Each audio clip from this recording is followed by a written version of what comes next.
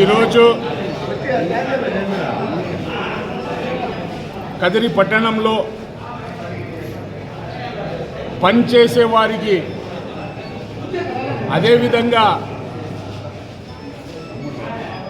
ఒక చిన్న స్థాయి వ్యక్తులకు కూడా పదవులు ఇచ్చే గుణం గల ఏకైక నాయకుడు ఎవరైనా ఉన్నారు అంటే అది మా నాయకుడు కదిరి లెజెండ్ కదిరిగా దిల్దార్ శ్రీ కందికుంట వెంకట ప్రసాదే అని చెప్పి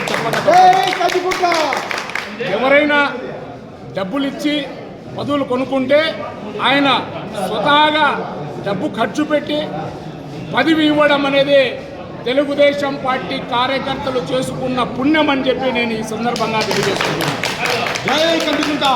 ఆయన మా పైన ఉంచిన నమ్మకాన్ని వమ్ము చేయకుండా కదిరి పట్టణ అభివృద్ధి కోసం ఇందాక మిత్రుడు రాజశేఖరాచారి చెప్పారు, అదేవిధంగా మన సుధారాణి గారు బాబయ్య గారు కూడా చెప్పారు.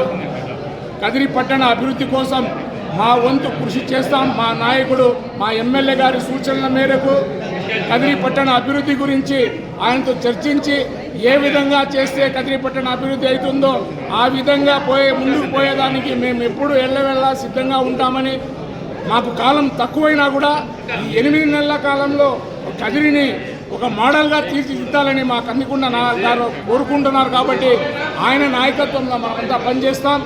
మరొక్క మారు నన్ను నా భార్యను కదిరి మున్సిపల్ చైర్మన్గా చేసినందుకు నాకు ఆయనకు జన్మజన్మల రుణం తీర్చుకోలేను. నేను ఉన్నంత వరకు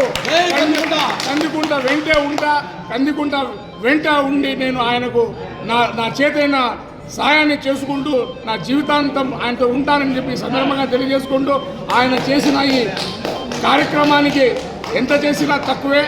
అందులో తెలుగుదేశం పార్టీ కుటుంబ సభ్యులందరూ, మున్సిపల్ కౌన్సిలర్లందరూ మాకు చేదోడు వాదోడుగా ఉండి కదిరి పట్టణంలో పార్టీకి సంబంధించినటువంటి క్యాడర్ అంతా తెలుగుదేశం పార్టీ వాళ్ళందరూ నన్ను కావాలని నాకు సహకరించినటువంటి వారందరికీ పేరున నా కృతజ్ఞతాభివందనాలు తెలియజేసుకుంటూ వారి రుణాన్ని నేను తీర్చుకుంటానని చెప్పి ఈ సందర్భంగా మరొక్క మారు తెలుగుదేశం పార్టీ కుటుంబ సభ్యులందరికీ మరొక్క మారు ప్రత్యేకంగా మా నాయకుడు కందికుంట వెంకట ప్రసాద్ గారికి ధన్యవాదాలు. నమస్తే. జై కందికుంట.